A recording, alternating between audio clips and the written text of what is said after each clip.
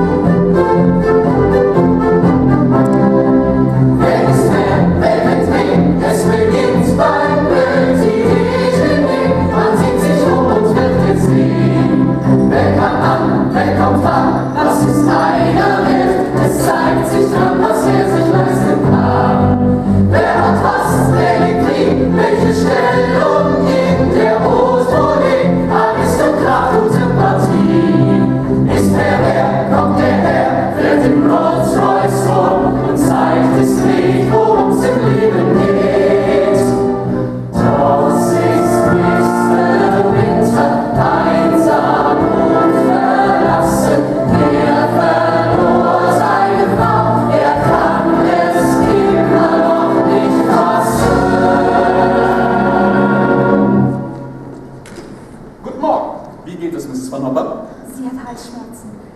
Die übliche Grippe, denke ich. So, so. Bitte sehr, Mademoiselle. Dankeschön. Oh Gott, das tut mir leid. Lassen Sie das und legen Sie hier noch ein Gedeck auf. Mademoiselle wird mit mir frühstücken. Nein, das geht doch nicht. Ach, wollen Sie vor einem nassen Tischtuch sitzen? Es macht mir nichts aus, wirklich nicht. Ach was, dummes Zeug. Kommen Sie. Ich wollte Sie ohnehin bitten, sich zu mir zu setzen. Bitte. Das ist sehr freundlich von Ihnen. Sie müssen verzeihen. Ich war, ja, ziemlich unhöflich gestern Abend. Das fand ich nicht. Mir schien eher, dass Mrs. Van Hopper... Ach, liebe Freundin. Ich bin angestellt bei ihr. Als Gesellschafterin. Dafür zahlt sie mir 90 Pfund. Im Jahr. Ich wusste nicht, dass man Gesellschaft kaufen kann. Was soll ich tun? Ich brauche das Geld. Haben Sie denn keine Verwandten? Nein. Sie sind alle gestorben. Waren Sie hier schon mal in den Bergen? Man hat von dort eine fantastische Aussicht. Nein, Mrs. Van Hopper geht keinen Schritt. Dann vergessen wir doch das hier. Wir können ja irgendwo eingehen. Ja, aber ich kann doch Ach nicht... was, holen Sie was zum Überziehen. Ich lasse inzwischen den Wagen vorfahren. Kann das sein? Geht das an? Ist er freundlich oder flirtet er? Die Frau ist doch nicht sein Niveau. Vielleicht doch interessant. Hab ich richtig gehört? Er macht heute einen Ausflug mit ihr. Warum nicht? Allerhand kommt zu glauben. Ist der Mann denn wild? Sie ist doch ein Kind. Wo ist sie? Er so Toast. Degutant. Es gehört sich nicht. Ich glaub nicht, dass er etwas von ihr will. Es küsst seine Frau. Bekannt, welch ein Schlag. Jeder weiß, der Mann verwetterte.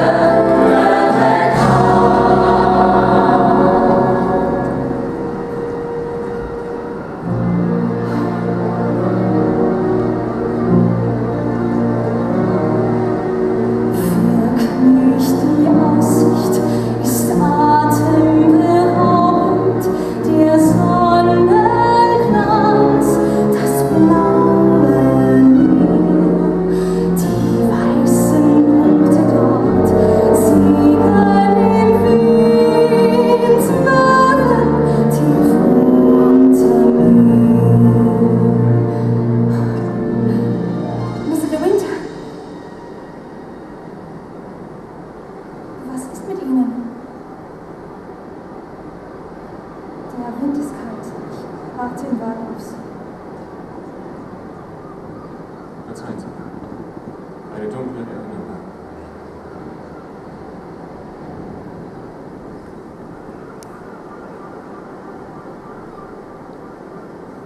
Sie sind sehr unglücklich, Mr. De Winter.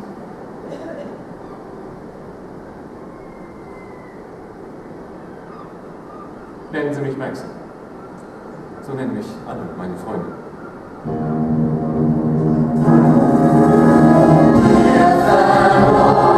Erwartet seine Frau. Bedenker, welch ein Schlag. Jeder sah, der Mann vergötterte.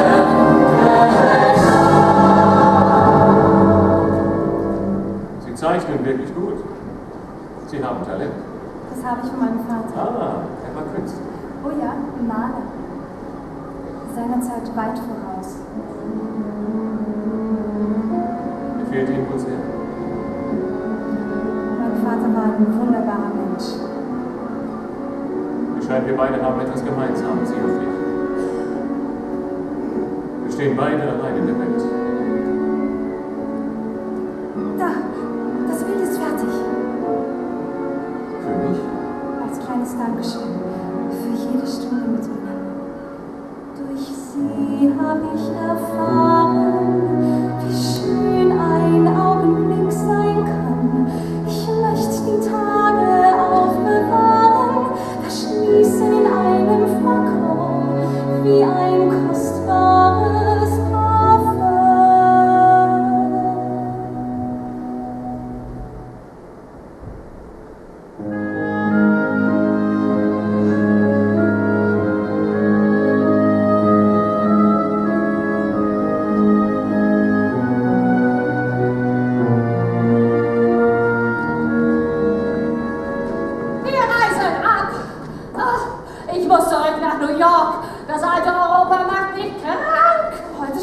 Ich werde nicht schlau aus dir, Kind. Ich dachte, du machst dir nichts aus Monte Carlo. Ich habe mich dran gewöhnt. Worauf wartest du? Pack deine Sachen.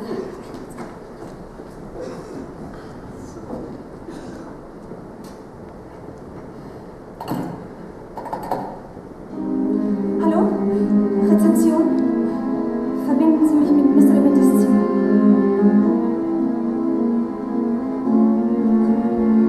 Sind Sie sicher? Nein, danke. Merci beaucoup, Monsieur.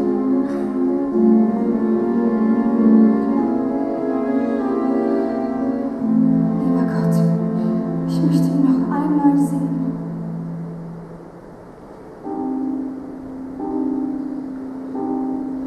Nein, ich weine nicht, statt mich selber zu bedauern, möchte ich dankbar sein für das, was war. Mir bleibt ja die Erinnerung, etwa an den Tag über der Küste.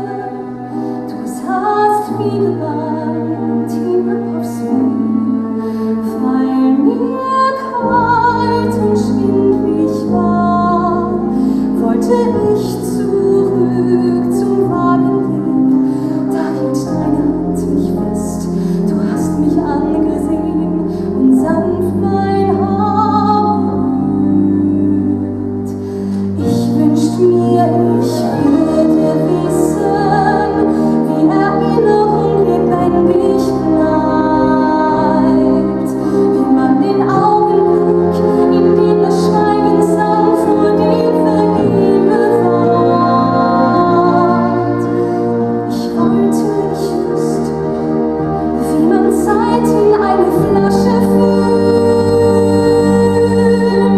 Dann müsste ich sie nur öffnen und schauen, wäre alles wieder so, wie es war. Mir war ja von Anfang klar, dass es nicht dauern kann, und doch gibt es nichts zu bereuen. Jedes Bild, jedes Wort lebt in mir fort.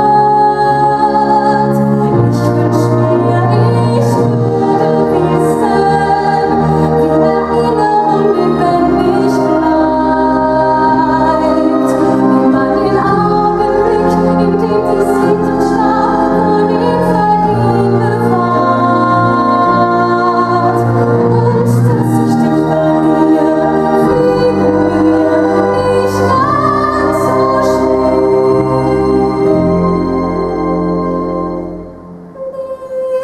Lieber mir die Zeit in einer Flasche, die Zeit, die ich hatte mit dir.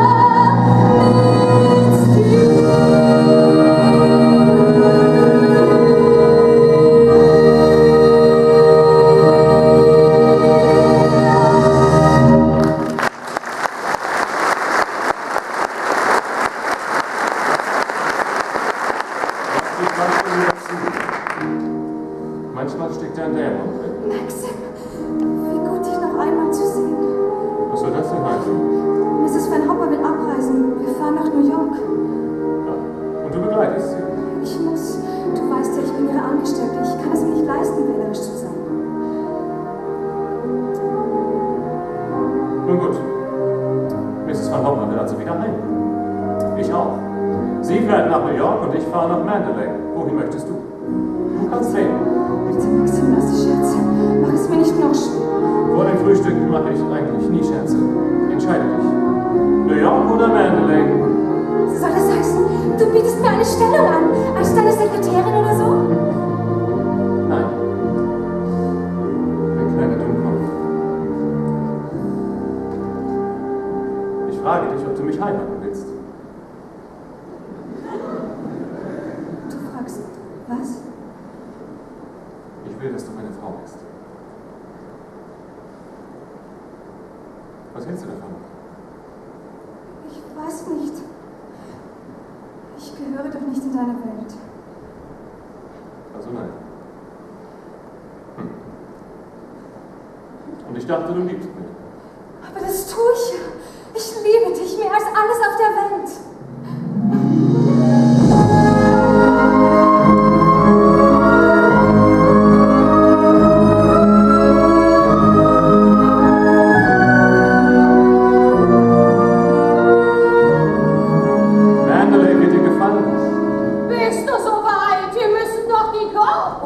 Oh, Mr. De Winter, freudige Überraschung. Sie sind gekommen, um mir Adieu zu sagen. Wie nett von Ihnen. Um ehrlich zu sein, ich wollte Ihnen nur mitteilen, Ihre Gesellschafterin wird Sie nicht nach New York begleiten können.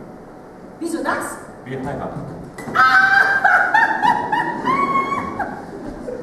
Wie bitte? Ich wünsche Ihnen eine angenehme Reise, Mrs. Van Hopper, und grüßen Sie New York von mir.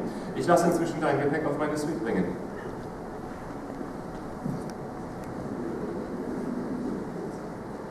Offenbar habe ich dich unterschätzt. Weiß Gott, stille Wasser sind tief. 10 Stunden, dass ich nicht lache. Du hast mich hintergangen. Dass Sie das denken, Mrs. Van Hopper, tut mir leid. Du solltest dir lieber selbst leid tun. Was glaubst du denn, was dich dazu befähigt, Herrin von Mandalay zu werden? Ich liebe ihn. Rebecca de Winter, das war eine Dame von Welt. Von ihren Gesellschaften sprach ganz England. Ich werde ihn nicht enttäuschen. Mach dich nicht lächerlich, Lady de Winter. Ha!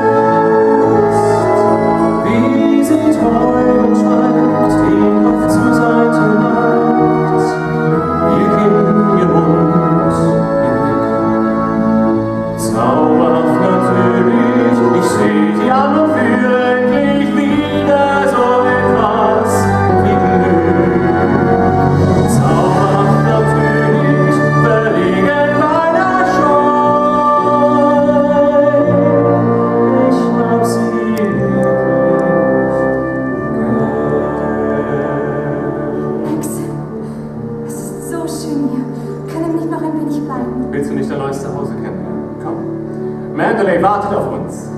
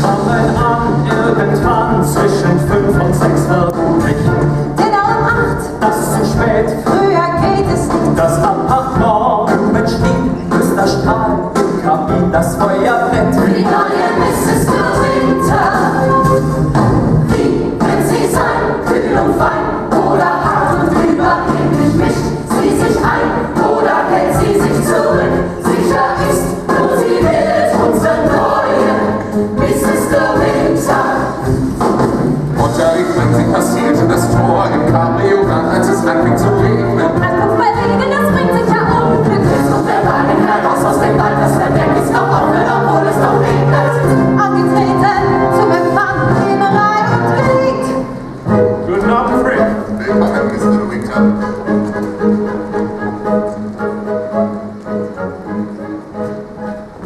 Du lieber Himmel, Frick. Die ganze Belegschaft. Anweisung von Mrs. Danvers, Sir. Keine Sorge, dauert nicht lang. Willkommen, Max. Frank. Das ist Frank Crawley, der Verwalter von Mandalay und mein bester Freund. Guten Abend, Mrs. De Winter. Wenn Sie Fragen haben, wenden Sie sich an mich. Freut mich, Mr. Crowley. Frank. Guten Abend. Sie sind neu, nicht wahr? Mrs. Rutherford, wie geht es Ihnen? Danke gut, Sir. Schön, dass Sie wieder da sind. Das ist meine Frau, Mrs. De Winter. Schön, Sie alle wiederzusehen. Willkommen zu Hause, Mr. De Winter. Danke, Robert. Das ist unsere Haushälterin, Mrs. Danvers.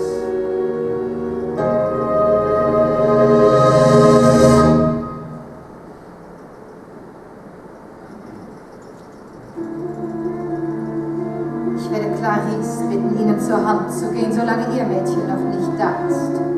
Ich habe kein Mädchen. So, Mrs. De Winter ist müde. Ist Ihr Zimmer schon hergerichtet? jawohl, Mr. De Winter, wie von Ihnen gewünscht. Die Gästesuite im Ostflügel wurde renoviert. Die Räume über dem großen Garten. Jeweils ein Schlaf- und Ankleidezimmer für Sie und die gnädige Frau. Gut, dann führen Sie sie hinauf.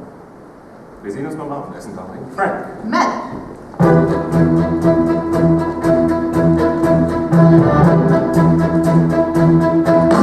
Sehr interessant und allerhand mit etwas Unzähliges erwartet. So viel haben wir sich das nicht baulich vorgestellt. Jedoch bei dem ist es unsere neue Mrs. De Winter. Doch muss sie hören, wie sie ist, wenn wir haben wir her. Unsere neue Mrs. De Winter.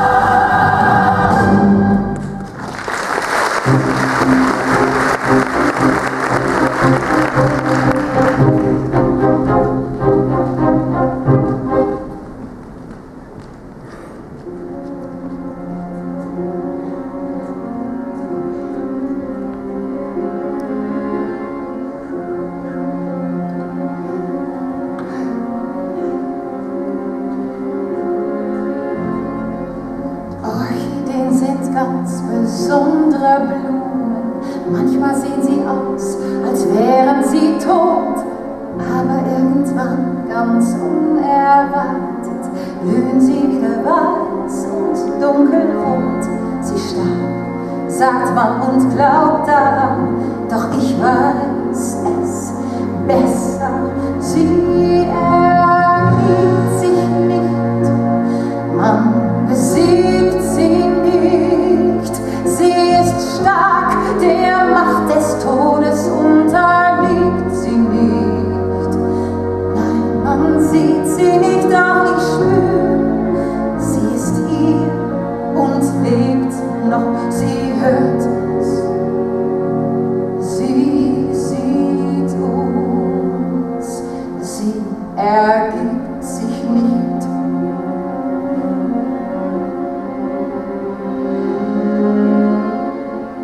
Orchideen waren ihre Lieblingsblumen, rätselhaft wie sie und fremdartig schön.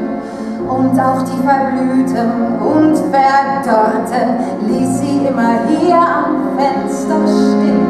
Sie starb, sagt man, und läge im Grab, doch ich weiß es besser. Sie ergibt sich nicht, man besiegt sie nicht. Sie ist stark, der Macht des Todes unterliegt sie nicht. Nein, man sieht sie nicht, doch ich spür, sie ist hier und lebt noch, sie hört, sie sieht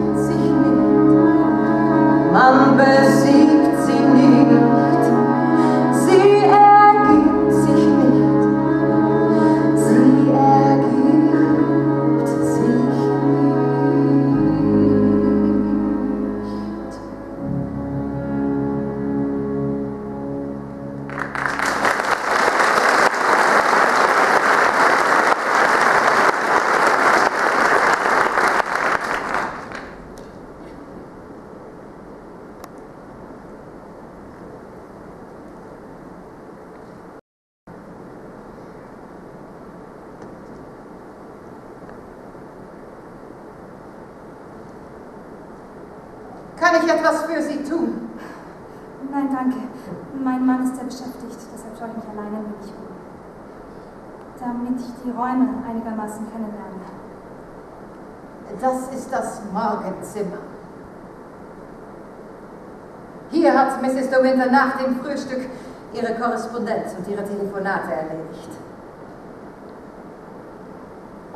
Das ist Ihr Sekretär, das Gästebuch, Ihr Briefpapier und in der Schublade hier das Telefonbuch, Ihre Visitenkarten und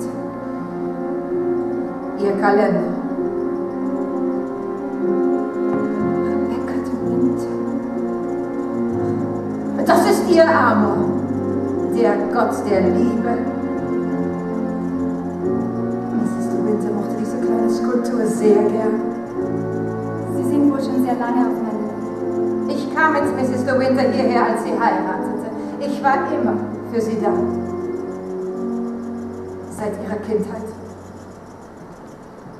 Die Vorbereitung meiner Ankunft hat Ihnen sicher viel Arbeit gemacht. Ich habe lediglich Mr. De Winters Anweisungen ausgeführt. Ich hoffe, wir werden Freunde. Und was den Haushalt angeht, so überlasse ich alles Ihnen. Machen Sie alles so wie bisher. Wie Sie wünschen, Madame. Falls Sie noch etwas brauchen, das ist das Haustelefon. Ich nehme an, Sie wollen jetzt Ihre Briefe schreiben. Meine Briefe?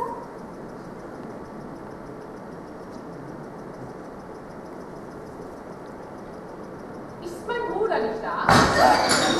Miss Craw, Madame. Und meine neue Schwägerin? Ja, die wollen wir sehen. Im Morgenzimmer, Madame.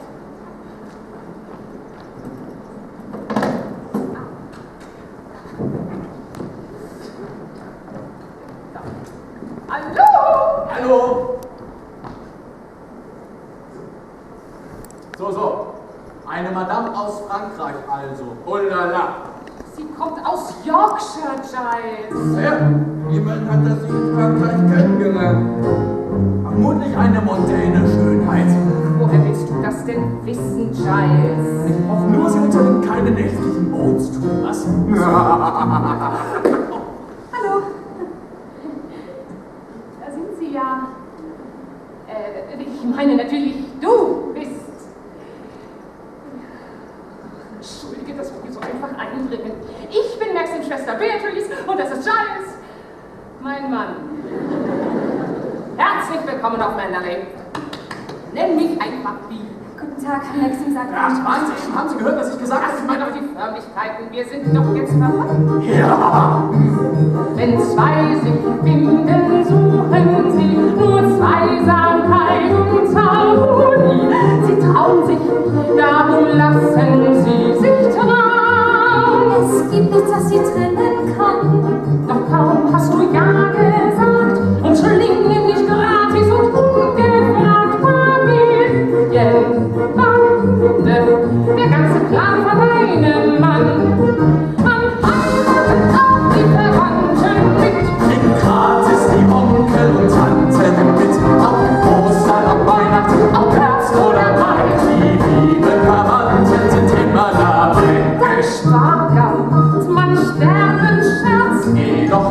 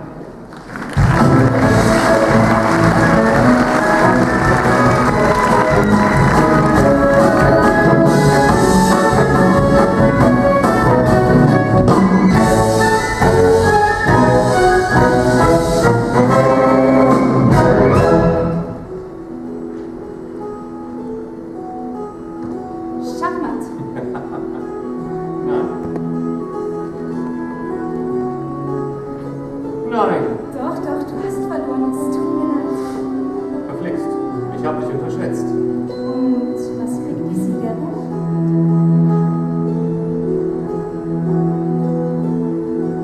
Bist du glücklich? Kannst du mich immer noch ertragen? Ich bin schwierig, es lebt sich nicht sehr leicht mit mir. Das ist Unsinn. Schau, was dir meine Augen sagen. Ich lieb dich, Maxim. Ich möchte niemals fort von dir. Bist du glücklich? Ich habe noch so viel zu lernen. Manchmal denk ich, dass ich dich dauernd nur blamier. Du bist jung, du hast bestimmt oft Langeweile. Überhaupt nicht. Wahrscheinlich wird dir vieles hier. Was sollte mir denn fehlen? Ich habe doch alles, was ich brauche. Naja, Ausflüge, Strandpartys, Einladungen, Freundinnen, Tanzfeste. Alles, was man in deinem Alter so macht. Beatrice hat mir erzählt, dass es auf Mandalay jedes Jahr einen Kostümball gab. Lass uns die Tradition fortsetzen. Einen Maskenball, das wäre nicht lustig. Ach, ich weiß nicht. Aber es würde dir gut tun. Bitte, Maxim, sag ja. Du musst dich auch um gar nichts kümmern und ich hätte endlich eine Aufgabe. Nun gut. Wenn du es gar so gern möchtest. Du bekommst dein Kostümball. Danke, Maxim, du bist ein Schatz. Entschuldigen Sie die Störung, Sir. Was gibt es, Mrs. Danvers? Es geht um den Amor, Sir. Die Porzellanfigur auf dem Sekretär im Morgenzimmer. Ich fürchte, er wurde gestohlen. Auf jeden Fall ist er verschwunden. Ich habe Robert ins Verhör genommen, aber er schwört, er hätte nichts damit zu tun. Und warum behelligen Sie mich damit? Der Amor war die Lieblingsfigur von Mrs. de Winter. Meißner Porzellan, Sir, das wertvollste Stück im Morgenzimmer. Schrecklich. So schlimm ist es auch wieder nicht. Im Übrigen ist das dein Ressort, Liebes. Maxim, ich habe vergessen, dir das zu sagen.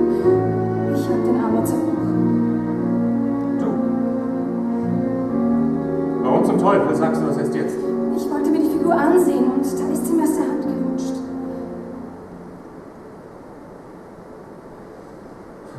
Sie hören es, Mrs. Danvers. Mrs. de Winter hat die Figur zerbrochen und vergessen, es zu erwähnen. Es tut mir sehr leid. Und was haben Sie mit den Scherben gemacht? Wenn ich fragen darf. Sie sind im Sekretär. Ganz hinten in der rechten Schublade. Wahrscheinlich hat meine Frau befürchtet, sie würden sie verhaften und einsperren, Mrs. Danvers. Ich werde mich bei Robert entschuldigen. Ich konnte ja nicht ahnen, dass es Madame war, die den Amor zerbrochen hat. Gut, und jetzt wissen Sie es. Ich hoffe, man kann die Figur wiederherstellen. Diese Angelegenheit ist höchst bedauerlich. Im Morgenzimmer ist bisher noch nie etwas zu Bruch gegangen. Es reicht! Sie können gehen, Mrs. Danvers.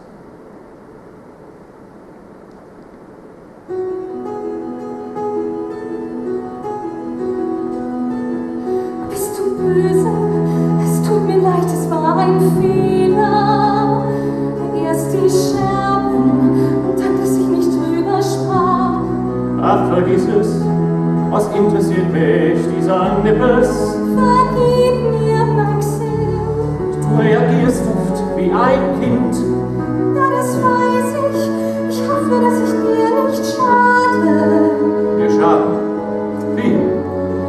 Naja, die Leute tratschen gern. Tratsch gern? Was zum Teufel weißt du von Gerüchten und Tratsch? Gar nichts, ich meine. Warum hörst du auf Rederei? Mit wem hast du gesprochen? Keine. Und wie weißt du dann? Von dem Geschwätz? Das macht dich so zornig. Was das ich nicht weiß. Du musst, weiß Gott, nicht alles wissen.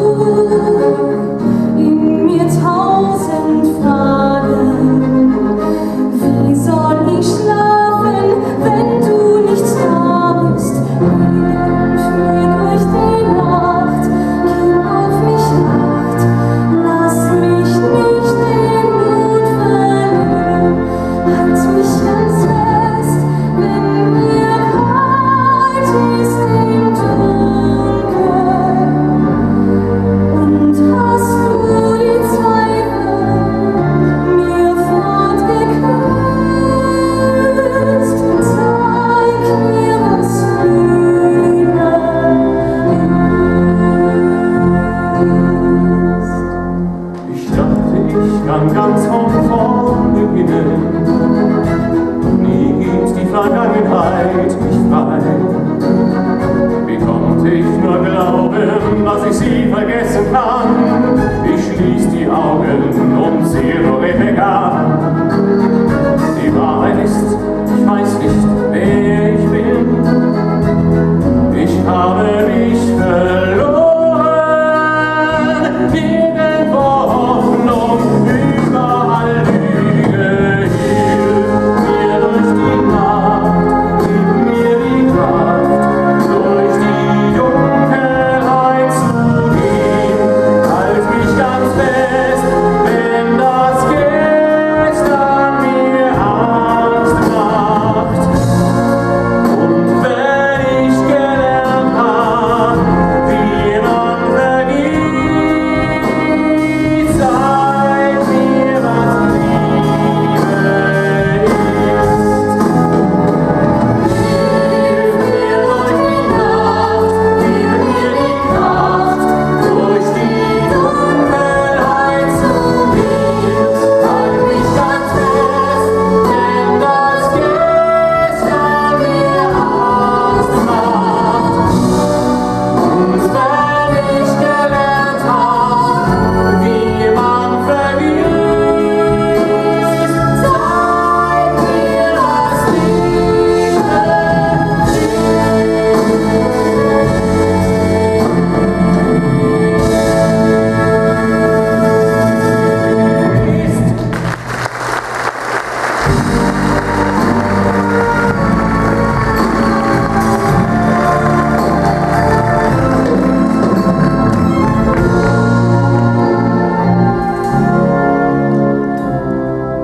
Und jetzt denk nicht mehr daran.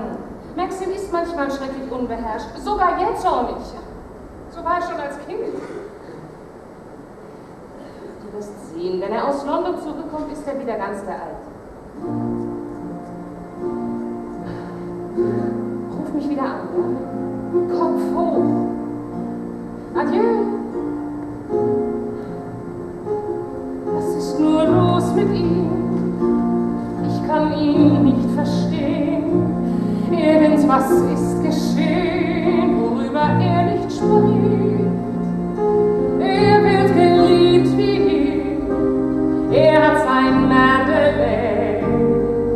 Doch glücklich ist er nicht, obwohl ich meinen Bruder kenn, seh ich doch nicht in ihn hinein. Doch ist er kalt und ungerecht, dann muss er sehr verzweifelt sein. Als unser Vater starb, hielt er ihm stumm die Hand. Und dass er ihn verstand, sagte mir sein Gesicht. Und alle wussten gut, was immer Maxim tut. Er hält, was er verspricht. Ehre und Ruf von Mandalay würde er schützen vor Gefahr.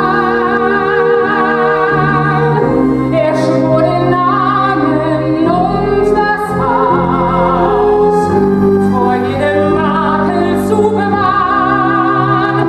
Und das ist schwer für ihn, doch folgt er blindlings den Gefühlen.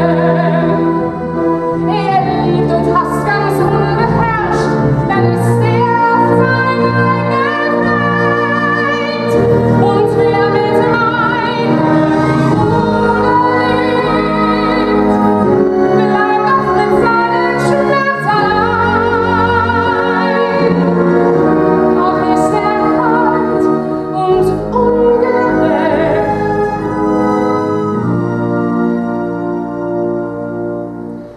Dann muss er sehr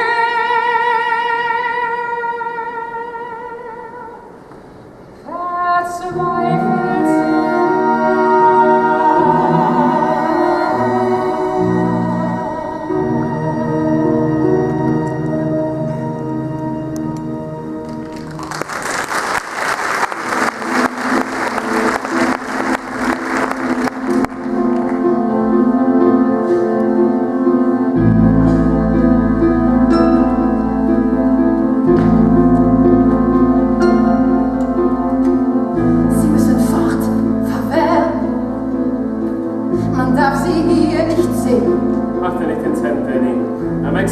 Tolles wird er wohl kaum hier auftauchen. Höchstens deine neue Madame könnte uns überraschen. Denkst du, sie hat sich unterm Bett versteckt?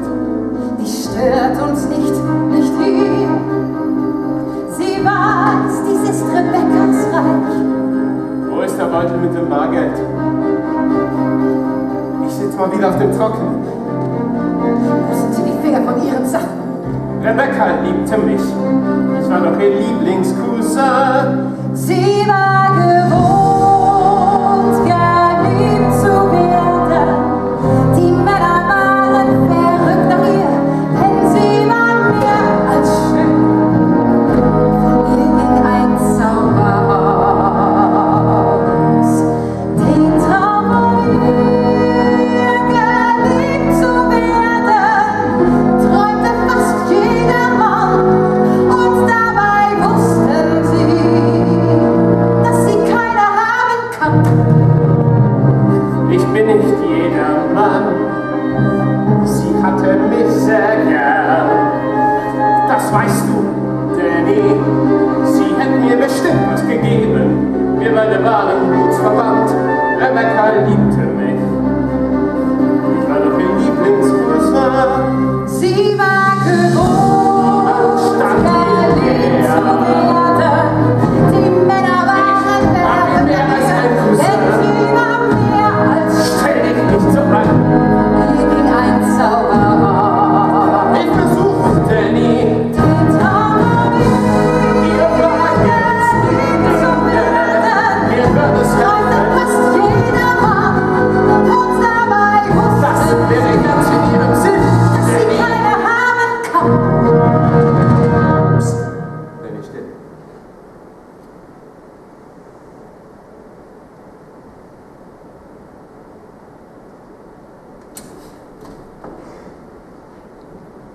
Oh, Pardon. Habe ich es erschreckt? Ich bitte um Entschuldigung.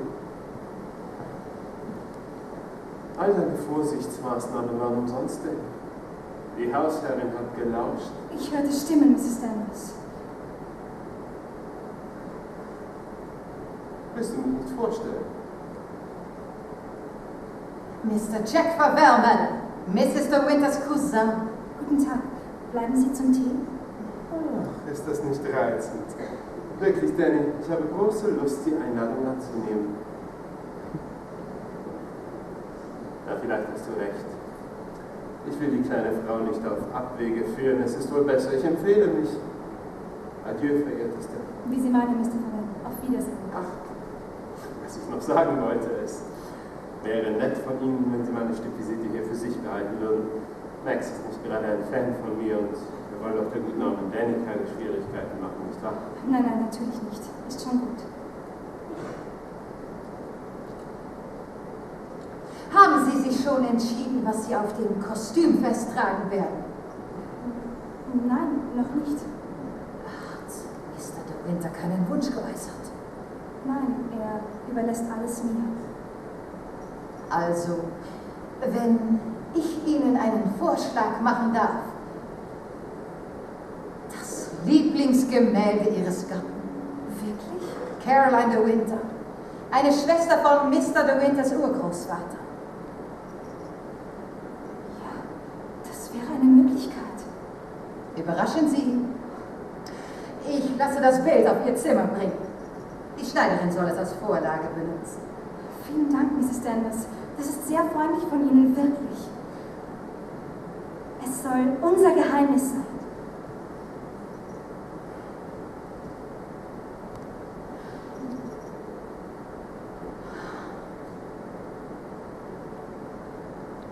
Schön hier. Nicht wahr? Sehen Sie sich ruhig um. Das Zimmer von Mrs. de Winter. Ein herrlicher Raum.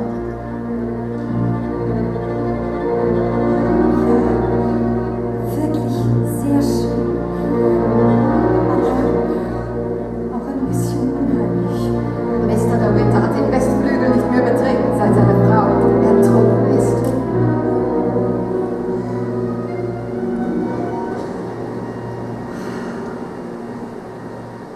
Das Rauschen der Brandung.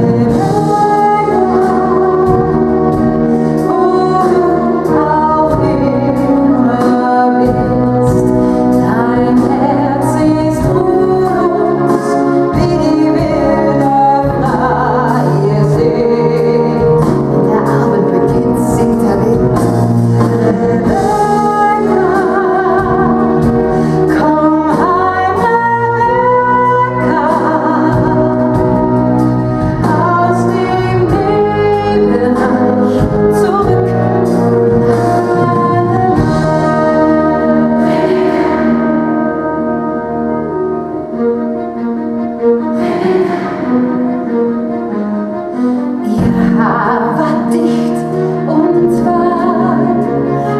Ich kennte es genau, wie es ihr gefiel. Tag und Nacht sah sie wie eine Königin aus. Was sie auch machte, sie hatte Haltung, hatte Stil. Manches hat sie verändert hier, seit sie ging letztes Jahr. Doch ihr Zauber ist immer noch wahr.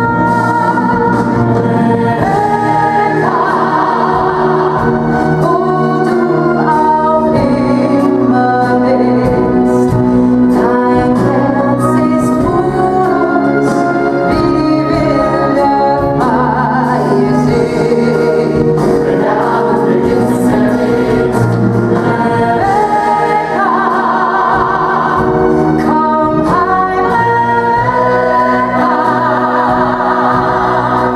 aus dem Nebelreich zurück nach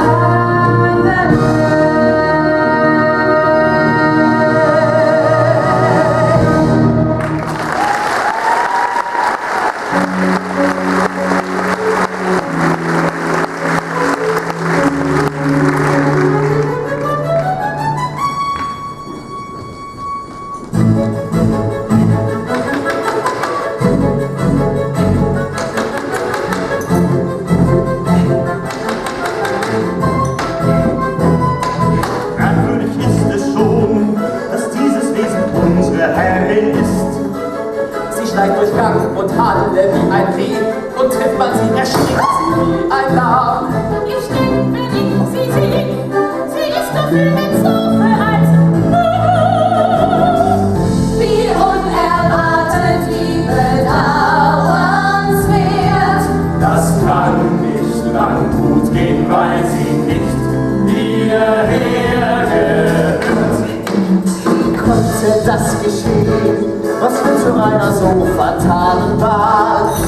Warum nachher sie nicht nach Mandalay? Ein Mann, der trauert, irrt sich schon einmal. Die stille, scheue Art entspricht durchaus nicht seinem Ideal. Wie ungewöhnlich, wie zutiefst verkehrt. Sie weiß, sagt sie ankam, dass sie nicht hierher gehört. Im Asphalt fürchte ich, wird man sie kopieren. Man hält auch hier nichts von ihr, man muss sich fast genieren. Der Country Club lehnt sie ab. Man spottet über sie. Das Ansehen unseres Herrn steht auf dem Spiel. Es gibt so viel Gerede wie noch nie. Man fragt sich, was ihm so an ihr gefiel. Selbst der Herr Pastor behandelt sie sehr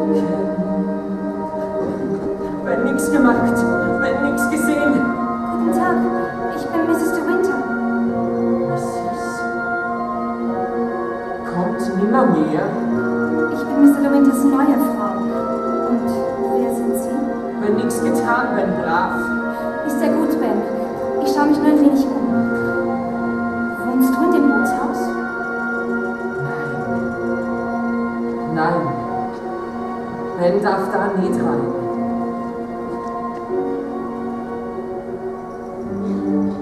Ist der ja ganz gemütlich da drinnen. Sie kann nie mehr zurück, oder? Nein, sie ist tot, Ben. Ben, nichts gesehen, Ben, nichts gemacht. Bitte, nicht ins Heim. Beruhig dich, Ben. Niemand will dich in ein Heim schicken. Durch sie. Aber kann Ben nichts mehr tun. Sie ist fort. Sie ist fort jetzt. Kommt nimmer mehr, liegt draußen im Meer drunten und kann nie mehr zurück. Versunken, ertrunken. Was für schöne Muscheln du da hast. Alle selbst gesammelt. Ja, viele Farben werden gesammelt. Lass mal sehen. Ja, wirklich sehr schön. Bitte, mit ins Heim. Aber nein, keine. Das verspreche ich dir. Du bist nicht wie die war immer böse. Du bist gut, musst ein Engel sein, siehst wie einer aus. Und du schaust, wie nur Engel schauen. Du bist zu niemand böse, tust keinem nichts, hast gutes Herz. Bleib da jetzt. Gib niemand mehr, die andere im Meer drunten, die kann dir gar nichts tun. Bist stärker, bist besser. Hallo, wo bist du? Bitte, Mrs. Hey, ich bin zurück. Nix sagen. Ben, nix gemacht. Maxim? Wo steckst du denn? Hier unten beim Bootshaus. Was zum Teufel machst du hier? Ich habe mich nur ein wenig umgesehen. Gehört die ganze Bucht zu Mandalay? Warst du im Bootshaus? Nein, warum? Niemand geht da rein, ist das klar? Ich war nicht drin, Ich Maxim. möchte auch nicht, dass du hier runterkommst. Ich hasse dieses dreckige Bootshaus. Es macht mich krank, dich hier zu sehen. Ist das da draußen eine Was Boje? interessiert dich das? Was geht dich diese gottverdammte Boje an? Was bitte? Was? Du machst mir Angst!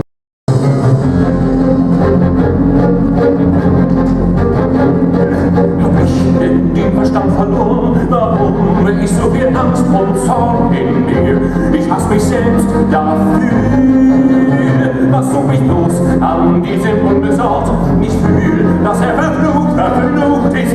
Gott, warum kam ich zurück nach Mandalay? Als ich ein kleiner Junge war, sah mich das Lied der Brandung in den Schnee und trug mich übers Meer.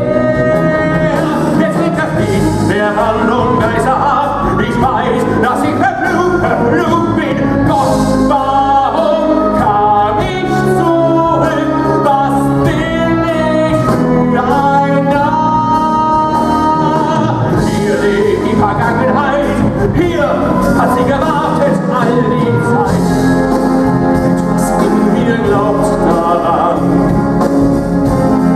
dass ihre Liebe mich befreien kann von den Bildern, die mich quälen, wenn ich die Augen schließe.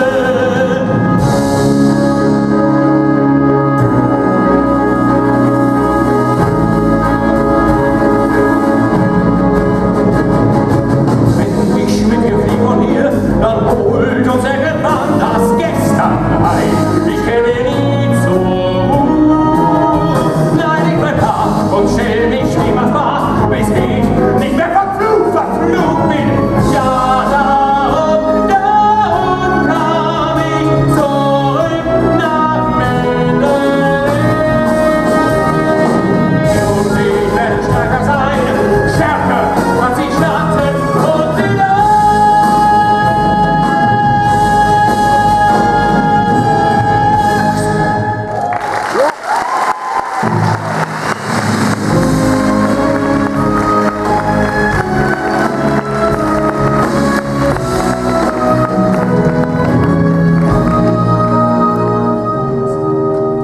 Stört dich, Frank? Aber nein, Mrs. DeWitt.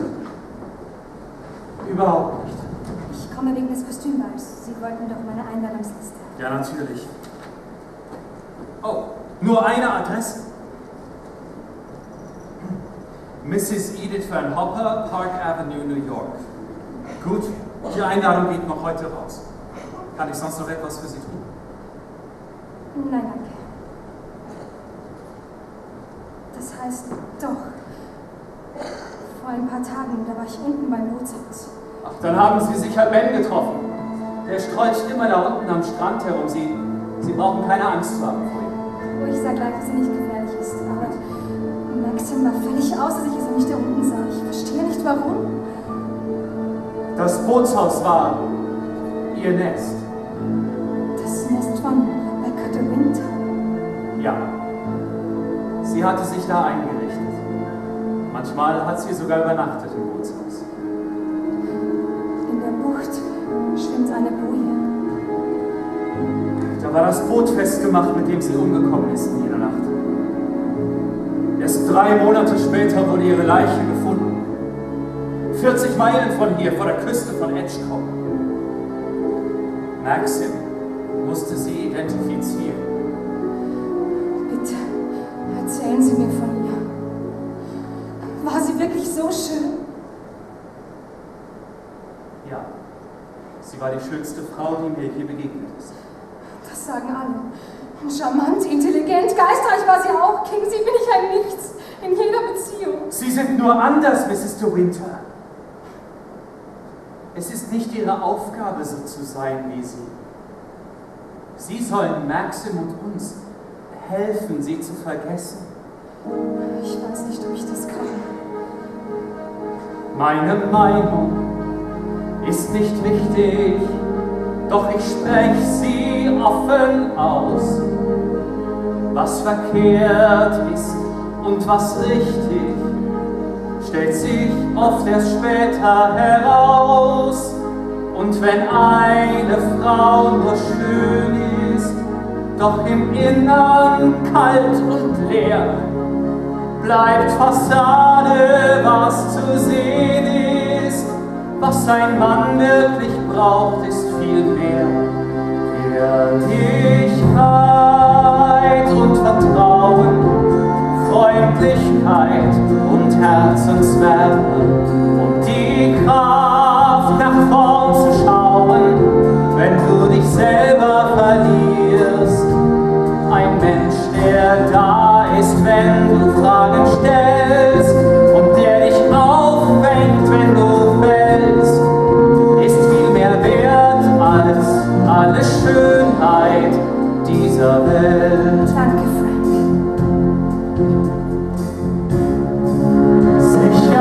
Sicherheit für ein Leben, Zweisamkeit in schweren Stunden und den Mut, sich ganz zu geben, ohne zu fragen, was will.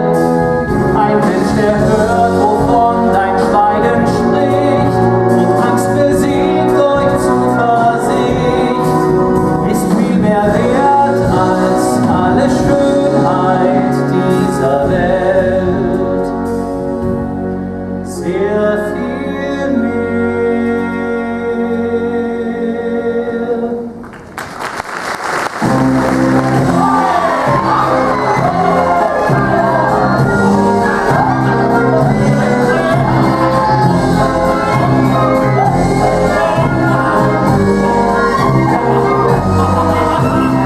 Ich freu mich ganz schon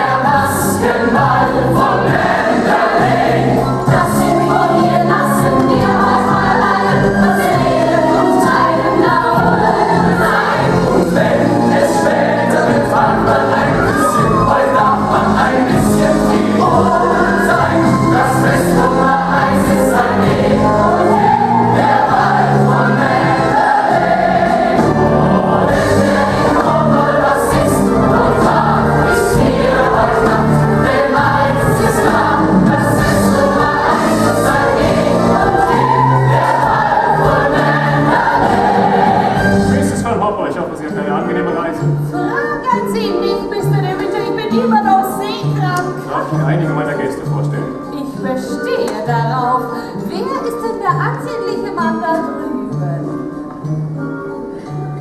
Oberst Julian, der Chef der Bezirksverwaltung. Ist erledigt? Verwitwet. Oh, dann ist das sein Glückstag heute. Hat einer seine Frau begraben, muss er eine neue haben und keine könnte besser sein als ich. Und wenn er auch Lord Manor wäre, mit Schloss und altem Butler, selbst wenn der King sein Gönner wär, er findet nichts Besseres als mich. Denn sehen Sie, I'm an American woman. Ich weiß, was ich will und es gleich. Ich bin nicht diskret, ich möchte, dass man mich versteht. Außerdem bin ich reich. Ich hab Swing, Rock und Cola in der Kehle. Und in meiner Seele singt ein Gospelchor. Denn ich bin vom Kopf bis Fuß amerikanisch. Im alten England treibt der Mann an sich nur so Tortelung. Ich halte ihn jung, lass ihn den Marsch, bring ihn in Schwung, ich trete ihn in.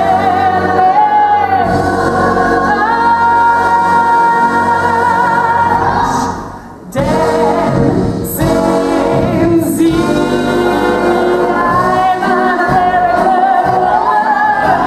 Ich pfeif auf Geschmack, ich mache schrill. Ich bin ein Wort für einen Mann, der sich macht vertraut und tut, was ich will. Ich kann es mit den Händen kloppen, ich kann Gummis backen und gewinn mein Bridge. Ich kann weiter schmücken, während Schokolade lachen. Ich kann alles aus seinen Federn machen, was ich träume, da ich bin aus dem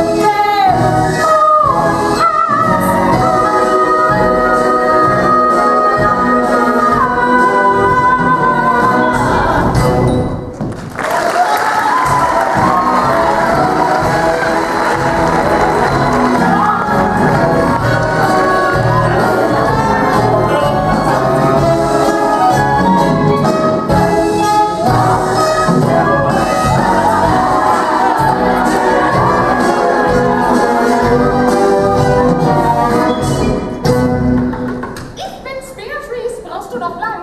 Bitte, Bee, ich bin noch nicht so weit. Warte unten auf mich. Also, was kommst du denn? Ich platze vor Neugier. Platz nur. Niemand wird mich erkennen. Und Maxim kann sich auf den Schock seines Lebens gefasst machen. Sieh zu, dass du fertig wirst, Kleines. Alle Gäste sind schon da.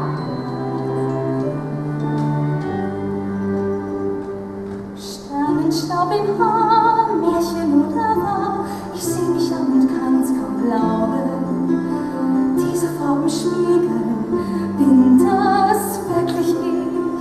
So sah man eine würde nach mir sehen, geheimnisvoll und schön, denn ich strahle in dem Ball, wie zauberhaft. Sieht nur Lacan, wie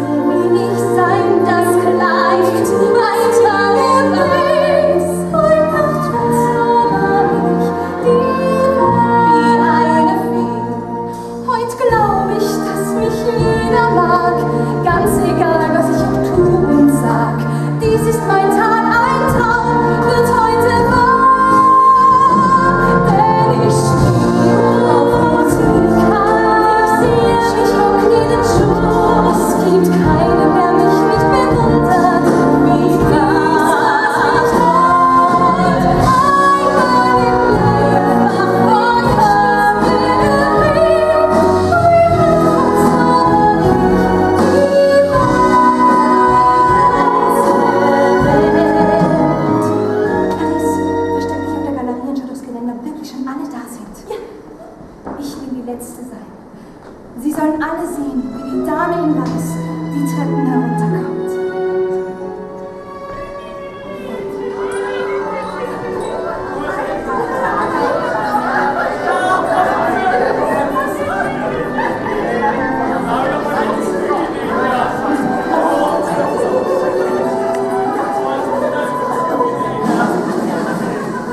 Ladies and gentlemen, Mrs. De Winter.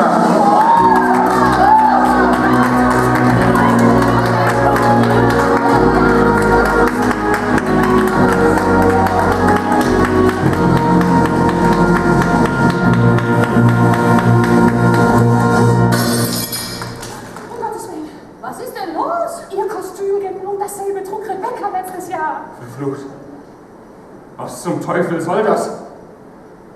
Bist du verrückt geworden? Zieh dich um! Warum? Was ist denn los? Verschwinde sofort!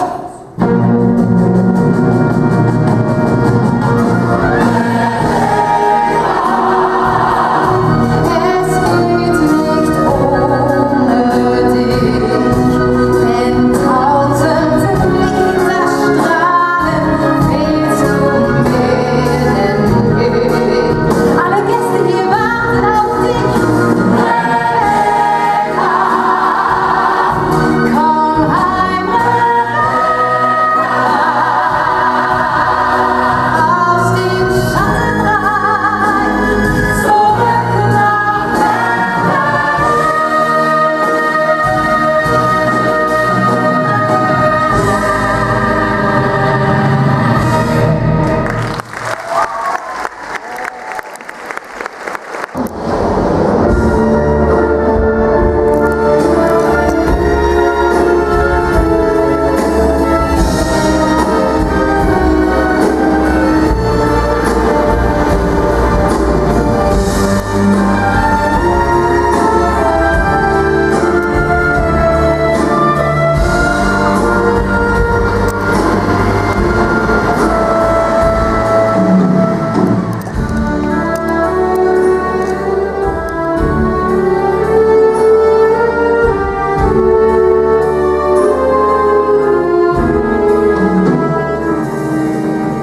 Maxim? Bitte, Maxim, ich weiß, dass du da drin bist. Dein Bett war unberührt. Die Erinnerung hat dich zurück in Rebeccas Zimmer getrieben und schuld bin ich, weil... Ich schwöre dir, Maxim, ich hatte doch keine Ahnung, dass ich dasselbe Kleid trug wie Rebecca. Ich wollte, du könntest vergessen, doch du lebst noch mit Rebecca, denn du liebst sie noch immer.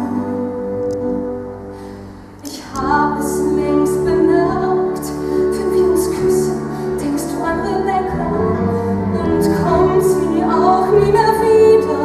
Du wirst ewig auf sie warten, was auch immer ich dir bedeute. Und wenn du mich ansiehst, vergleichst du mich mit Rebecca. Und wenn du durch das Haus gehst, spricht jeder Gegenstand von Rebecca. Wo immer wir Kinder stehen, sie folgt dir nach wie ein Schatten. Was auch immer wir tun, du denkst jedes Mal, das tat ich auch mit Rebecca. Und auch das tat ich mit Rebecca. Und das. Was ich auch tue, ist falsch. Immer wieder steht zwischen uns Rebecca. Sie lebt in deinen Gedanken. Nie wirst du mir ganz gehören. Immer fällt auf mich ihr Schatten.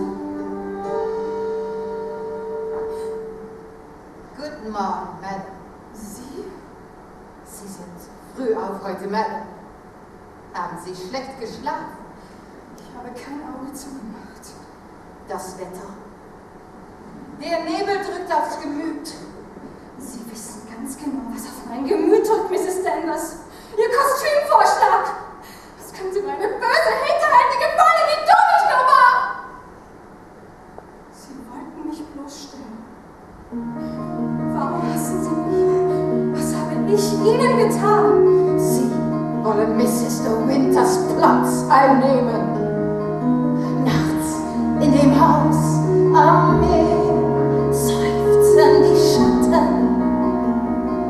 Hüte dich, fürchte dich, alle Türen sind verboten, versperrt und bewacht, und wer hier eindringt, soll verflucht sein und verloren.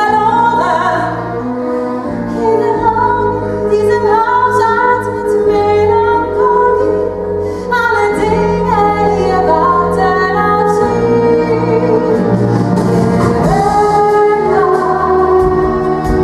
Wo du auch immer bist, dein Herz bleibt ruhelos wie die wilde freie See.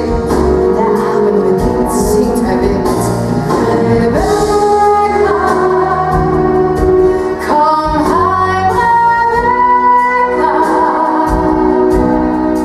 aus dem Nebelwald, zurück nach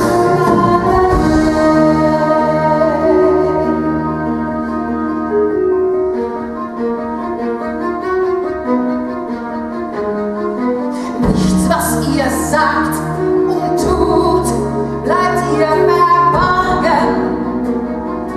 Hüte dich, fürchte dich, sie lässt sich nicht verstehlen und rächt den Verrat.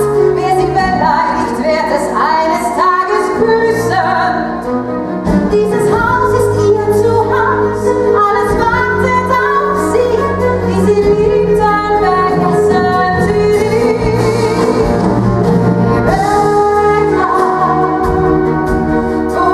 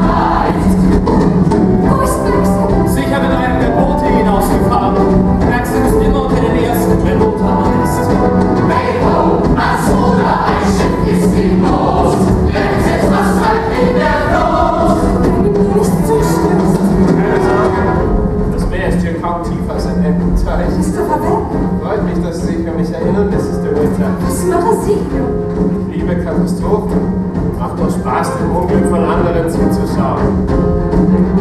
Hey ho, ihr Leute, dass keiner sich schont an einem Morgen wie heut.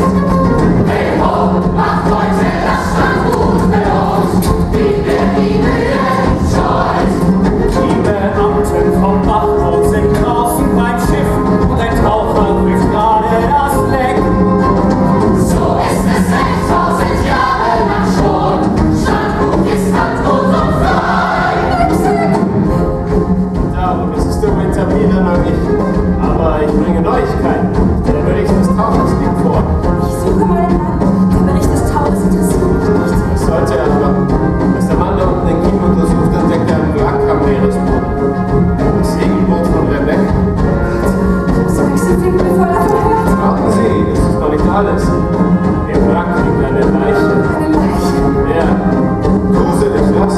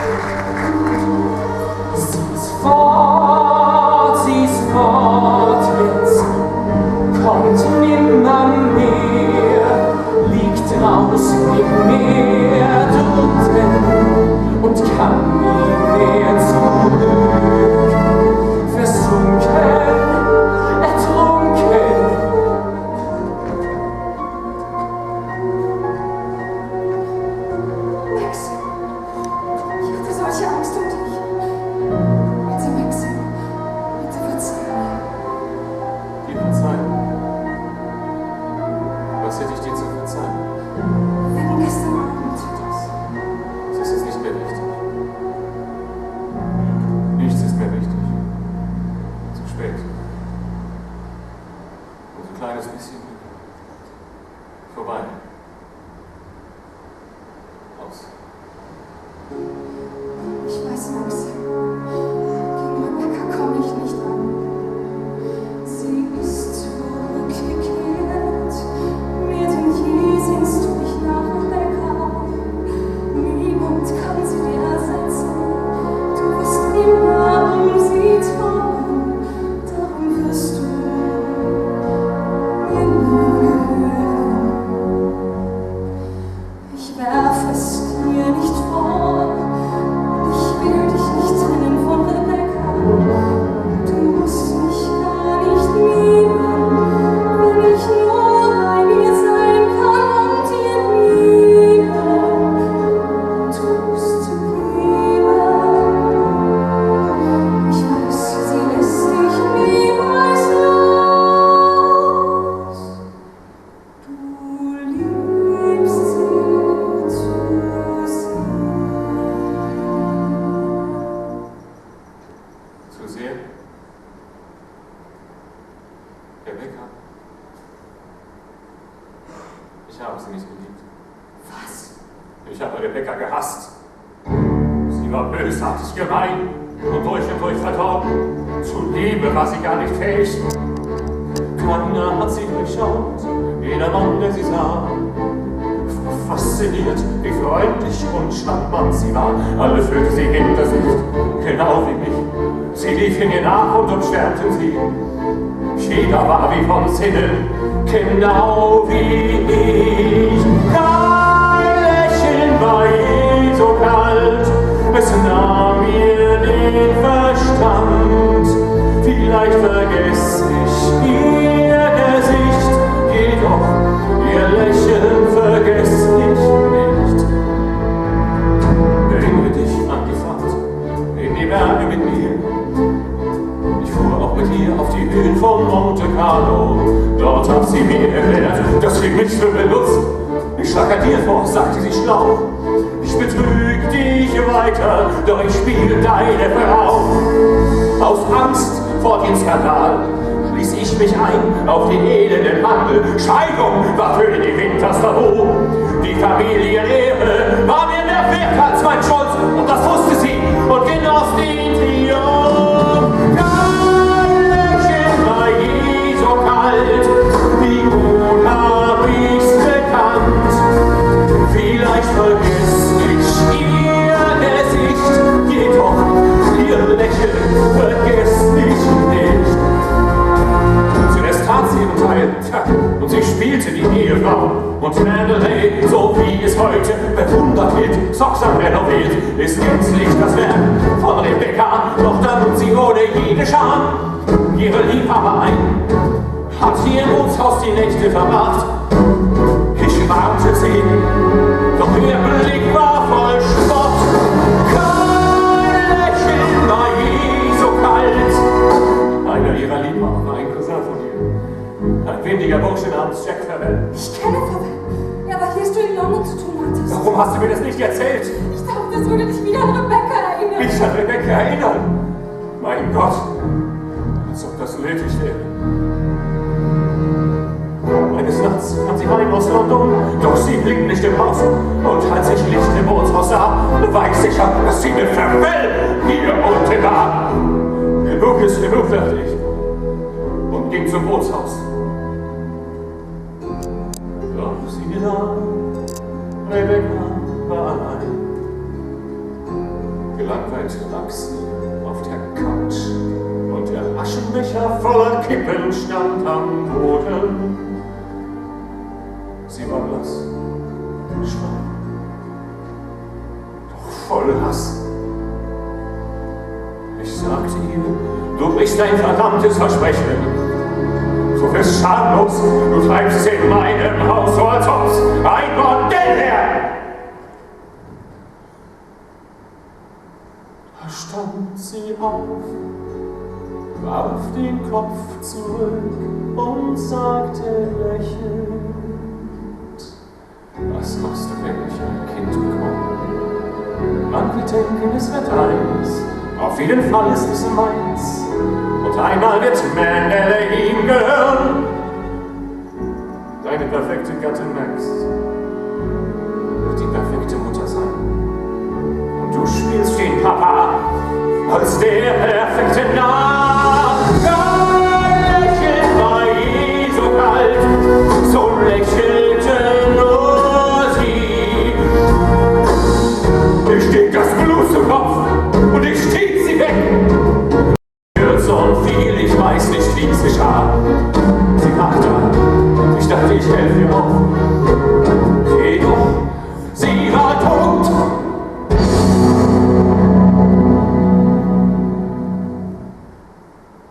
Und lächelte. Dann trug ich sie auf ihr Boot und brachte sie nach unten. Dann fuhr ich das Boot hinaus und versenkte es, wo man es heute fand.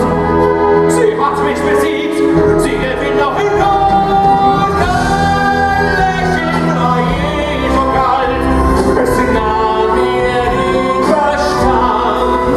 Es ist ihr Lächeln, das ich vor mir seh, wohin ich auch geh. Kein Lächeln war je, kein Lächeln war je so kalt.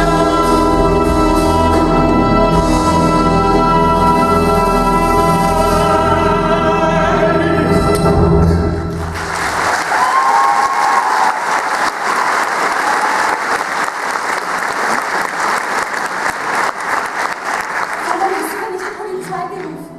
Das war doch ein Unfall. Oder?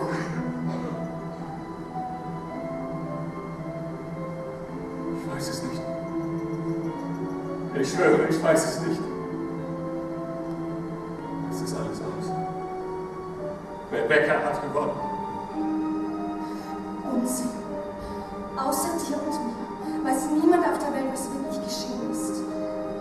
Und niemand wird es je erfahren. Schau mich an.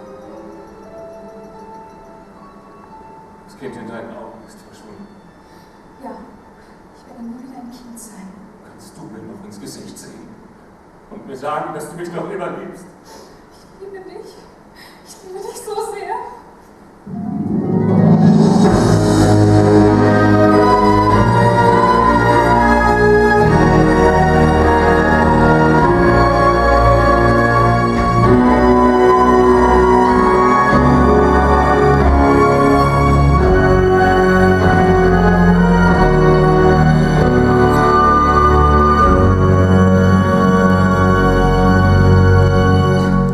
Genau das habe ich befürchtet, Fred.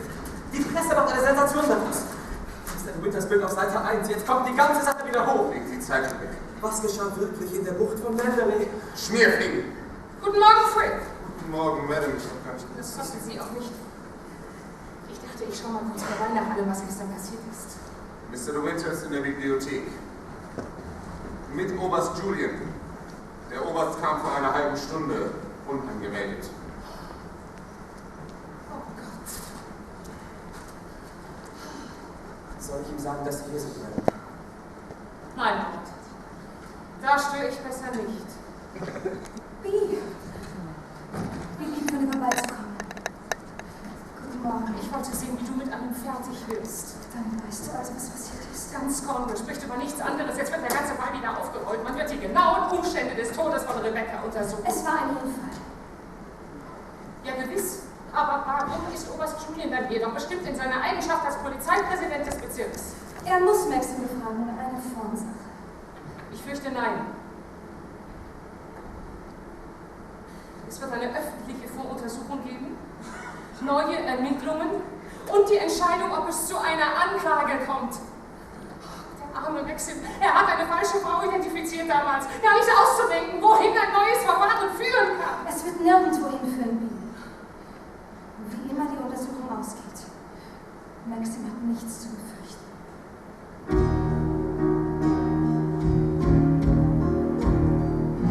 Ich bin wirklich froh, dass er dich hat. Du glaubst an ihn, wenn er zweifelt an sich. Du fühlst die Kraft, mit der er eingesteht. Gibt er die Hoffnung auf, reicht dein Mut für zwei. Du zeigst ihm einen Weg, auf dem es weitergeht. In dir ist die Stärke einer Frau, die kämpft um den Mann, den sie liebt. Wenn sie fühlt, dass er in Gefahr ist, versetzt sie Berge und teilt das Meer mit der Stärke einer liebenden Frau. Wenn er dich verirrt, kannst du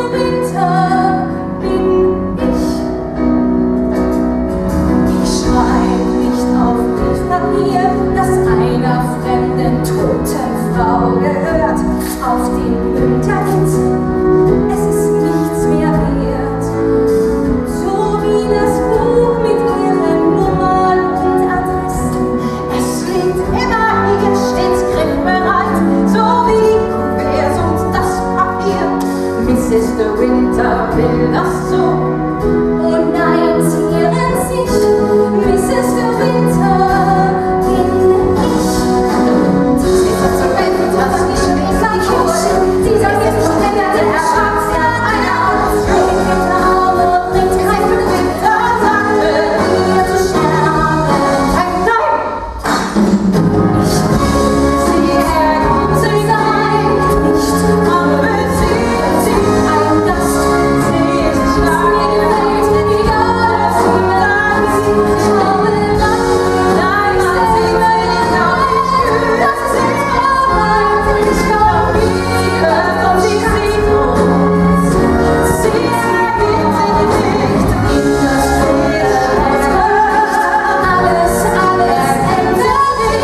Mrs. de Winter besiegt nicht, was so immer geschah. Du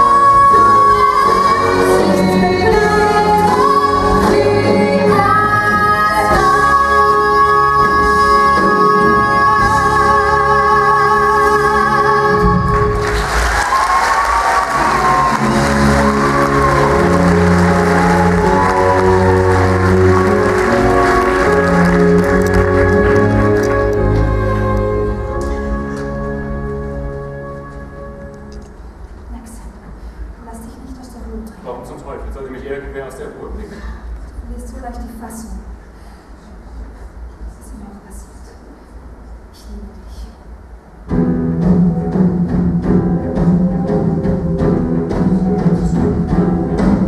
Da ist ja Mr. de Winter und keineswegs allein. Die Frau, die ihn begleitet, muss eine neue sein. Hier spricht der Oberstand, fängt die Verhandlung an. In meiner Eigenschaft als Polizeipräsident von Carrick habe ich diese Voruntersuchung einberufen. Es soll entschieden werden, ob im Todesfall Rebecca de Winter die Einleitung eines Kriminalverfahrens geboten ist.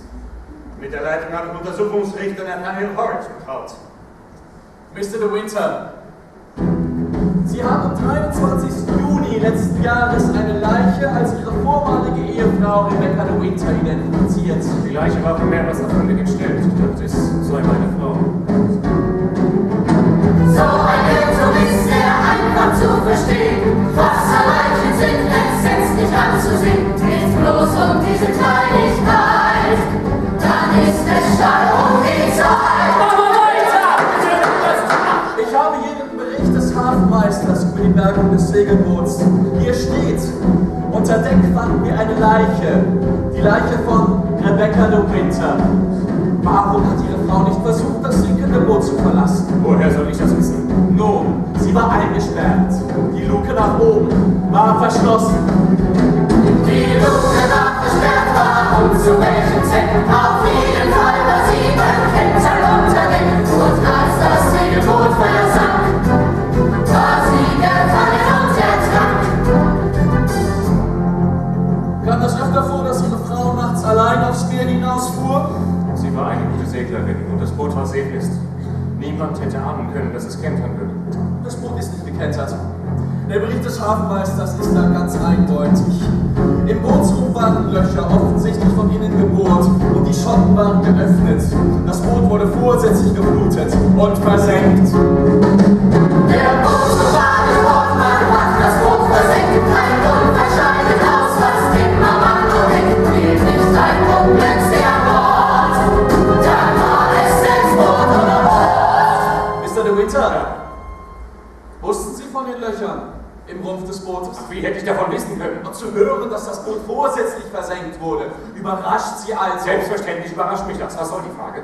Nun, wenn es nicht Rebecca de Winter selbst war, muss jemand mit ihr auf dem Boot gewesen sein. Warum sagen Sie mir das? Mr. de Winter, gab es Probleme in der Beziehung zwischen Ihnen und Ihrer verstorbenen Ehefrau? Das ist eine Unverschämtheit. Was soll das? Meine Ehe war. Ich lehne jetzt ab. Das ist eine verdammte Unterstellung. Mr. de Winter, sie ist ohnmächtig geworden. Die Verhandlung wird auf Freitag 2 Uhr Nachmittag vertagt!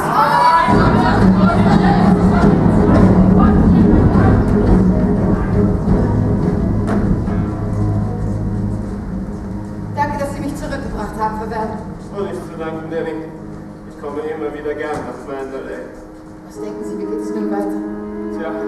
weiß. Die Herren Geschworenen werden dem ehrenwerten Max de Winter keinen Mordverdacht anhängen. Es sei denn, ein klarer Beweis zwingt sie dazu. Sie müssen fortfahren, nehmen Sie die Hintertür. Oh nein, Nanny, ich bleibe. Ich habe etwas sehr Wichtiges mit Mr. de Winter zu besprechen. Wie Sie wollen. Ich habe Sie gewarnt. Ja. Hey, Frith, altes Haus. Nehmen Sie meine Whisky Soda. Was suchen Sie hier? Wer hat Sie allein gelassen? Oh, so energisch auf einmal. Wie schön, dass Sie sich erholt haben von Ihrem Schwächeanfall, Mrs. de Winter. Mein Mann wird gleich hier sein. Ich will es nicht riskieren, ihm unter die Augen zu treten. Ach, wissen Sie, ich riskiere es. Ich habe etwas sehr Wichtiges mit Ihnen zu besprechen. Sie haben Hausverbot. Ah, der getreue Frank. Der standhafte, keusche Diener seines Herrn. Was wollen Sie? Was ich will, ist ein Haus. Kein Palast, nur eine Villa. Vor dem Portal ein Cabrio. Im Keller reichlich Veuve Clicquot. Bisher versuchte ich es leider, wie andere Trottel mit Talent und Fleiß. Inzwischen habe ich gelernt, in dieser Welt kommt man nur weiter, wenn man die goldene Regel weiß. Eine Hand wäscht die andere Hand, ich halt das Maul und kassiere. Geheimes Wissen ist wie ein Band, das jeden Feind mit mir vereint, solang ich profitiere. Ich will in London meinen Schneider, ich will am Strand von Cannes mein Stammhotel. Ich will nicht knausern mit dem Geld, und wenn es einmal knapp wird, dann will ich nachschauen, und zwar schnell. Eine Hand wäscht die andere Hand, ich halt das Maul und kassiere. Geheimes Wissen ist wie ein Band, das jeden Feind mit mir vereint, solange ich profitiere. Natürlich steht ihr zu Max de Winter, ihr wohnt ja gut in seinem Haus. Ihr trinkt den feinen Wein von ihm und steckt ihm Tinte und er selbstverständlich raus. Eine Hand wäscht die andere Hand, jeder lässt sich gern schmieren. Wer ist schon gern ein Denunziant, ist loyal auf jeden Fall, solange wir bei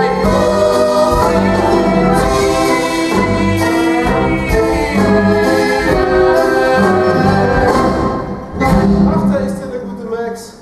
Ich trinke auf dein Boot. Du kannst es brauchen, um mir hilft es über den Schock. Raus. Etwas mehr Mitgefühl, Max. Rebecca war doch meine Lieblingscousine und was ich heute erfahren habe, ist nicht leicht zu verdauen. Ihr Boot, vorsätzlich versenkt, Löcher im Bootsrumpf. Wer macht denn sowas? Kommen Sie zur Sache. Nun, ich besitze den klaren Beweis dafür, dass es kein Selbstmord war. Nun, wenn Sie Besitzer eines Beweisstückes sind, dann müssen Sie es den Behörden aushändigen. Ja, das muss ich. Aber das heißt für einen gewissen Max de Winter Gefängnis. Schwurgericht. Geil. Und seine junge Frau will ich damit zur Witwe machen. Das bringe ich nicht übers Herz. Mir schwebt da eine Art Vereinbarung vor. Eine Hand wäscht die andere Hand, ich komme Ihnen entgegen und Sie mir. Sie verstehen schon. Allerdings, ich verstehe sehr gut. Zum Glück hat mich Oberst Julian hierher begleitet. Oberst, bitte kommen Sie! Guten Abend. Ich fürchte, da braut sich was zusammen. Ich hoffe, Sie fühlen sich besser, Mrs. de Winter. Ja, danke, Oberst. Jack Farrell, der Cousin meiner verstorbenen Frau. Er hat Ihnen etwas Wichtiges mitzuteilen. Farrell, Sie sind dran.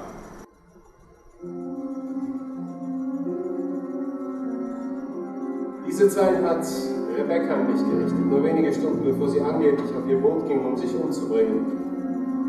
Leider war ich nicht zu Hause. Ich bin soeben aus London zurückgekommen und gehe jetzt ins Bootshaus hinunter, wo ich auf dich warte. Egal wie spät es wird, komm unbedingt, ich habe dir etwas sehr Wichtiges zu sagen. Rebecca. Ich frage Sie, schreibt so eine Frau, die den Entschluss gefasst hat, Selbstmord zu begehen? Haben Sie eine Ahnung, was für eine wichtige Mitteilung Rebecca da mit Ihnen machen wollte? Ich weiß nur, dass Rebecca nie und nimmer Selbstmord begangen hat. Sie hatte gar keinen Grund, es ging ihr blendend. Und ich weiß, wovon ich rede. Aber für Mord gibt es ein Motiv, ein starkes Motiv, die Eifersucht eines eitlen Ehemannes. Wenn Sie wissen wollen, wer der Mörder ist, da sitzt er, mit seiner gottverdammten Arroganz im Gesicht. Verwell hat mich immer gehasst. Sie erheben da eine schwerwiegende Anschuldigung. Haben Sie irgendeinen Beweis? Einen Zeugen? Warten Sie. Er war doch heute Nachmittag bei der Verhandlung im Gericht. Warum hat er den Brief nicht dem Untersuchungsrichter vorgelegt? Er wollte Geld. Er wollte uns den Brief verkaufen. Einfach eine saubere Erpressung. Erpressung ist nie sauber. Selten einfach. Bitte sehr. Hier haben Sie, was Sie brauchen. Ben treibt sich Tag und Nacht beim Bootshaus rum. Du warst unten in der Mordnacht. Was hast du gesehen? Raus mit der Sprache! Sie machen ihm Angst. Wenn nichts gemacht, Ben brav. Ben? Sie erinnern sich doch an die verstorbene Mrs. De Winter. Bitte nicht die Time! Mach's mal auf! Ben, haben Sie etwas Ungewöhnliches beobachtet?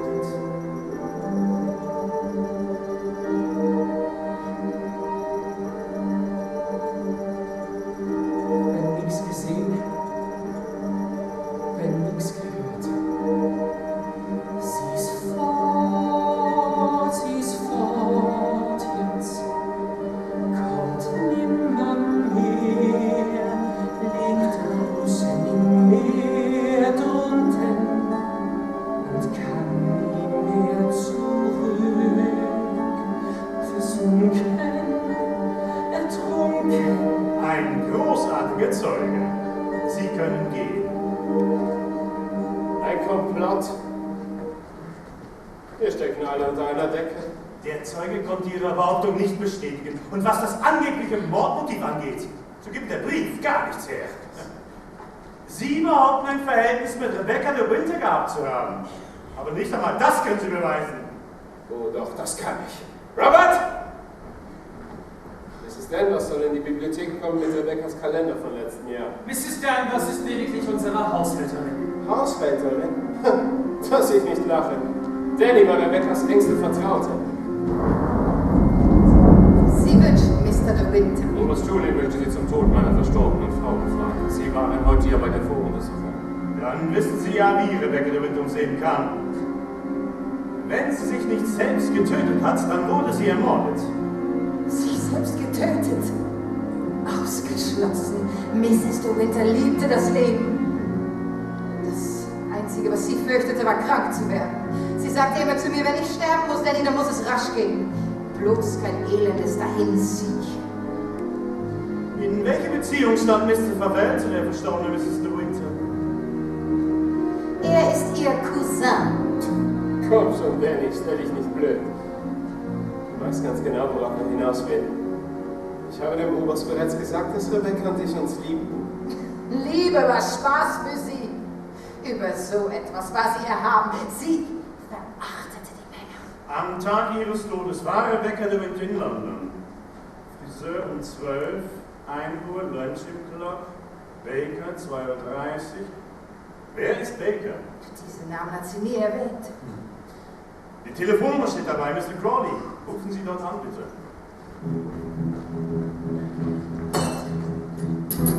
Vermittlung! Verbinden Sie mich mit London 687 0488. Mr. Baker! Ich. Mit wem spreche ich? Ja, bitte.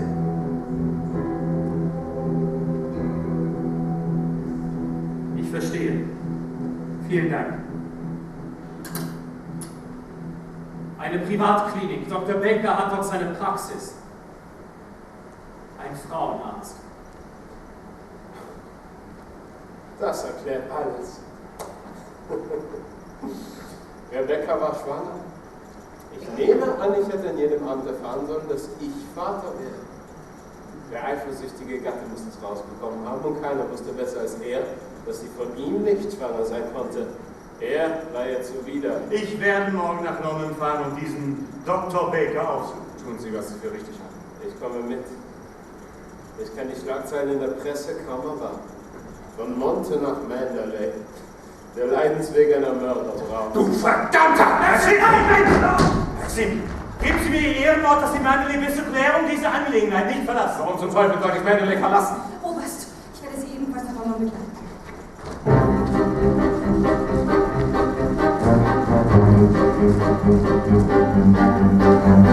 Sie fuhr um 8, dann war sie an in London. Um 12. Spätestens 12:30. Der Arzt heißt Lee, ich glaube Dr. Baker. Sie aber die Patientin. Frauenarzt. Was weiß er über sie? Dieser Verdacht ist schändlich und verletzend. Mord, es ist unglaublich. Die Jury hat das Verfahren noch nicht eröffnet. Noch niemand ist beschuldigt. Warum der neue scheußliche Verrat? Es ist Oberst Juliens Pflicht. Er muss den Vorwurf klären. Doch hinter alledem steckt Verhältnis. Der Kerl gibt keine Ruhe. Die Ratte wittert morgen Luft.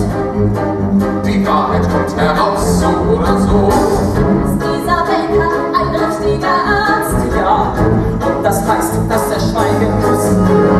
Was wird aus uns, wenn es wirklich ein Mord war? Was wird aus uns, wenn man ihn kennt? Was sagt der Arzt? Was weiß er von der toten Mann? Kommt mir keiner Ruf? Was los, was steht das Niveau?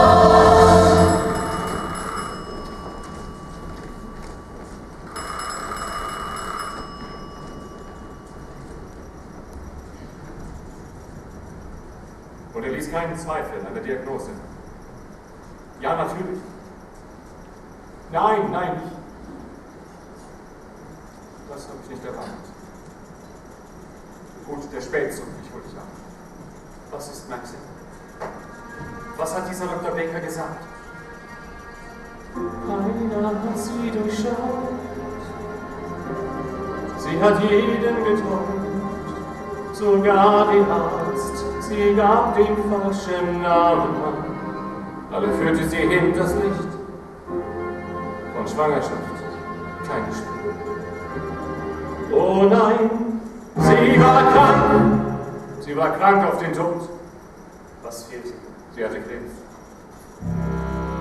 Zur Operation war es zu spät. Der Arzt gab ihr noch 6 Wochen. Das erklärt den Selbstmord. Ja. Sie wollte sterben und mein Leben zerstören.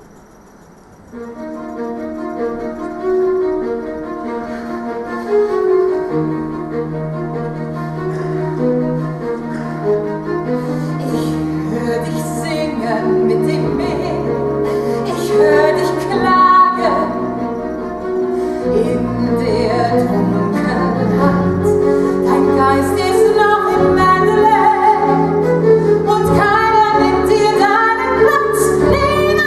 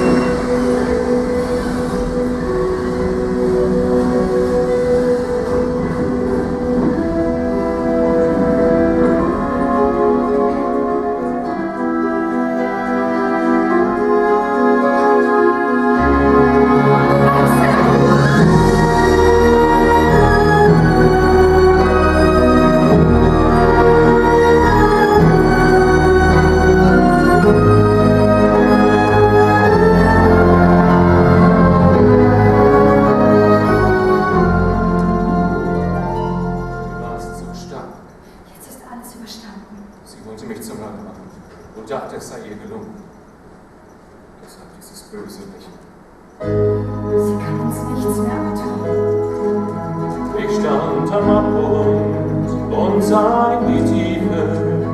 Mein Herz war Eis und jede Hoffnung tot. Ich stand hinter dir und hatte Angst um dich, weil unsichtbare Schatten dich umgaben.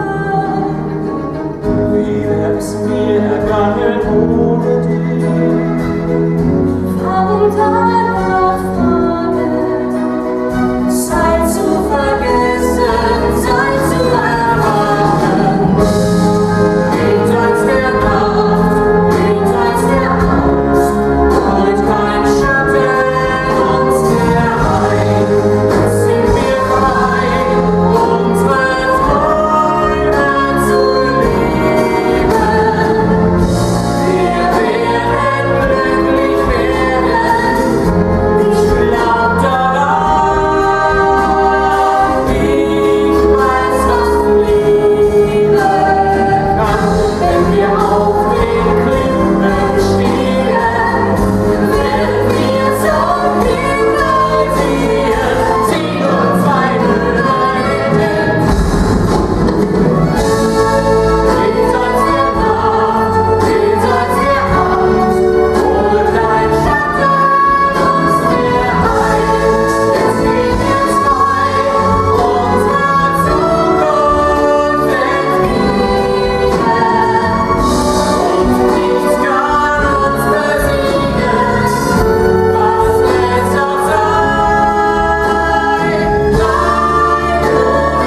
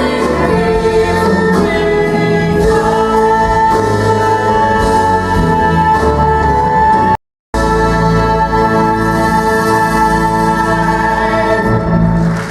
nur ich bin nicht da. Das war ja Maus. Es sieht aus, als ginge da drüben die Sonne auf. Das ist nicht die Sonne, das ist Madeleine!